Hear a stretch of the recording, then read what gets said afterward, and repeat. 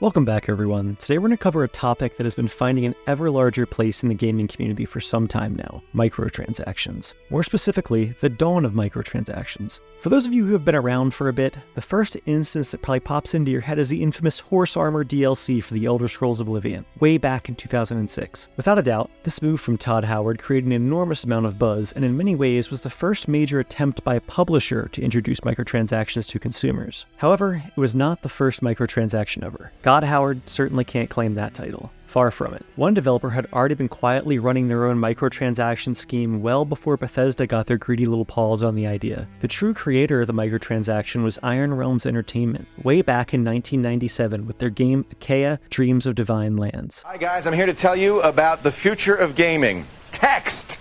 I can't stop playing this game. It's called Achaea.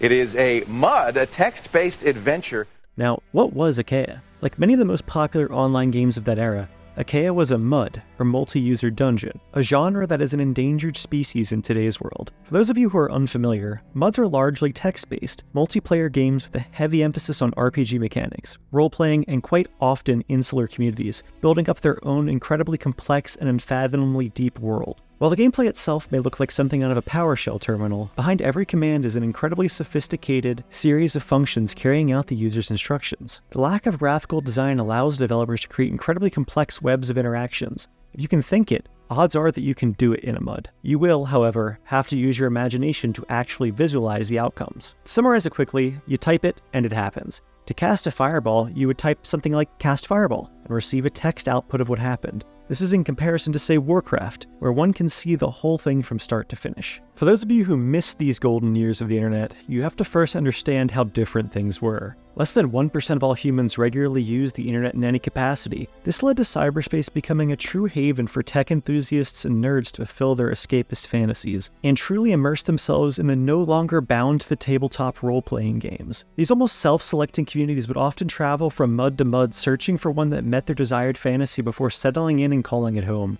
Launched in September of 1997, Achaea: Dreams of Divine Lands would quickly become home to a large number of role players, billing itself as the world's premier MUD. Achaea had the content to back it up too, boasting 18 classes, 13 races, 6 player-run city-states, a wide array of religious and secular factions to choose from. There was surely something for everyone within these divine lands. At the time, players found the gameplay to be so detailed, it was almost overwhelming. Doom's John Romero stated he doesn't believe that there's a deeper game in existence. It was one of the first truly realized immersive sandboxes, and all it took to play was a browser or a functioning telnet client. However, Achaea had a lot working against it. They could not have picked a worse time to release for fledgling online games. In that same month, legendary MMORPG Ultima Online would release. Ultima took the world by storm, and did much of what Achaea did, but with 3D. Not only that, but AOL had switched from selling internet access at an hourly rate to a flat rate with unlimited access. This meant that players were spending much more time online, much more time in-game, and going through content much faster. Not only did this mean increased development costs, but it also meant increased server costs. Running any kind of online game at this time was becoming prohibitively expensive, especially for small independent studios like Iron Realms. Achaea's development at this point was driven by Cornell graduate and MUD addict Matt Mihaly. Mihaly's goal was to create the ultimate MUD, one that would surpass the numerous fully free options on the market. Even at the time, paid MUDs were certainly the exception and not the norm.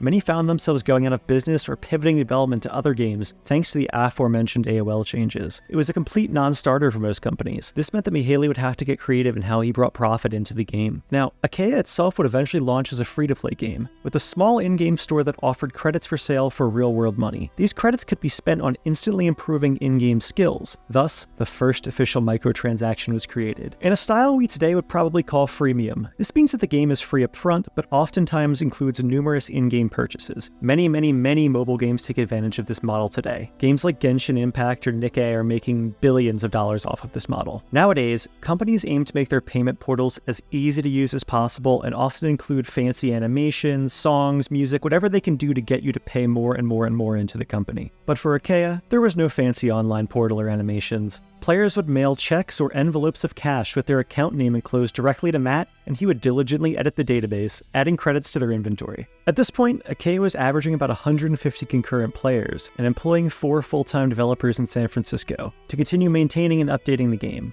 This small but loyal player base was successfully able to fund Iron Realms for the time being, but their hunger for additional purchasable goods grew. More and more requests poured in to allow players to keep purchasing special items. In addition to special items, players also wanted custom content or unique artifacts for their character that would help fulfill the storyline, empower them and their friends, or just allow them to flex their in-game and out-of-game wealth a little bit. Mihaly obliged, creating what he called virtual asset sales, or what would later go on to be known as microtransactions. Quickly, this auction of virtual items garnered some $5,000 from Achaea's player base, a shockingly large amount at the time, one that floored Mihaly. Now, similar transactions almost surely happened under the table between players and MUD admins in the past, but this was the first time a MUD would truly own this type of sale, and it provided a much-needed lifeblood to Iron Realms. It was clear almost immediately to Mihaly that he had struck gold. Not only were these one-off auctions bringing in obscene amounts of cash for the era, in some cases, single items were going for over $5,000 just by themselves, but the game was now averaging about $75 a month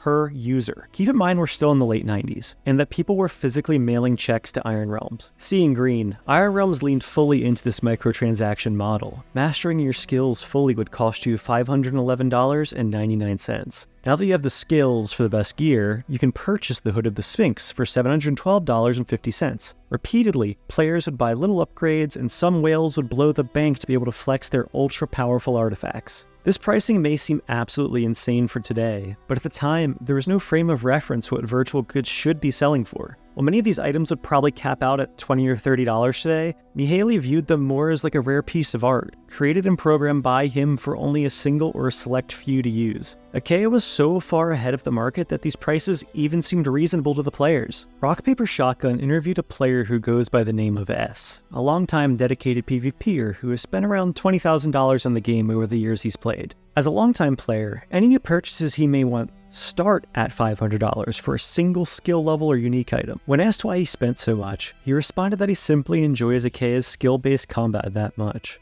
Now, I know your reaction is probably going to be the same as mine, complete disbelief that PvP could really have any depth to it if it required spending thousands to compete. However, Achaea's combat truly is pretty insane. There are literally hundreds of ways to attack other players, with a ludicrous amount of factors weighing into every round of combat. You can drop a tree on someone, poison them over days of gameplay, curse them with tarot cards, or beat them down the old-fashioned way. This near-limitless form of combat created secondary markets between players as well, with other players offering scripted combat routines in exchange for money or in-game goods. Every time S would lose, he would realize if he bought X item or Y skill, he would have won. This led to heavy spending for him over the years. Now, what happened here isn't unique. Players like S are exactly why the microtransaction model took off and continues to be incredibly successful for companies around the world. In the industry, these users are referred to as whales. These players treat their real-life income as just another resource to use within the game. While only being a small minority of the player base, they make up a majority of the game's revenue.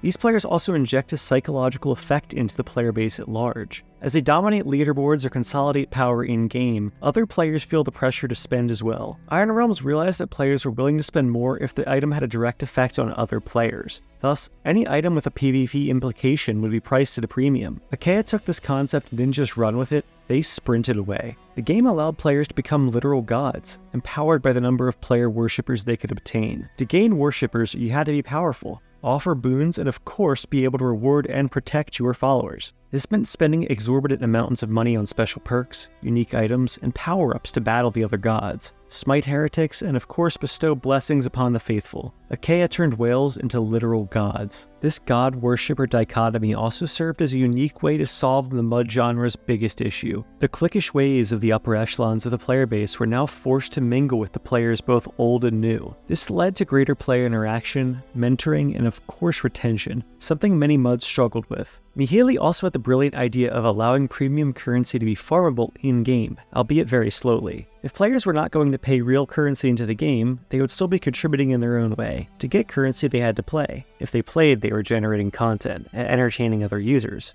often serving as a punching bag for the whales to beat up. After all, your superpowers aren't very fun if you don't get to try them out. For the more frugal players, this meant they could still advance in the game by putting in the hours, succeeding in not gating them from any content if they were willing to put in the time. In many ways, this tradition continues on in just about every MMO today. The teenage users with lots of time and no real money can farm loads of in-game currency and trade it to the busy professional who's willing to swipe his credit card for a shortcut. You see this run very successfully today in games like RuneScape or World of Warcraft, which both offer a product in the form of the WoW token or RuneScape bond that you buy directly from the developer for real money and exchange with players for in-game gold. This symbiotic relationship between players ensures the game's health for years to come. Achaea continues on today, still chugging along and adding more features, along with far more graphical UI options than the 90s. The game itself still averages well over 1,000 daily players, many of whom have played for well over a decade and continue to spend on average a few $100s each month, allowing Mihaly and 4 other developers to continue adding, tweaking, and bug-fixing this dreamlike world that seems to go on forever. Mihaly has owned his legacy as the creator of microtransactions, and understands how some in the gaming community may feel about it.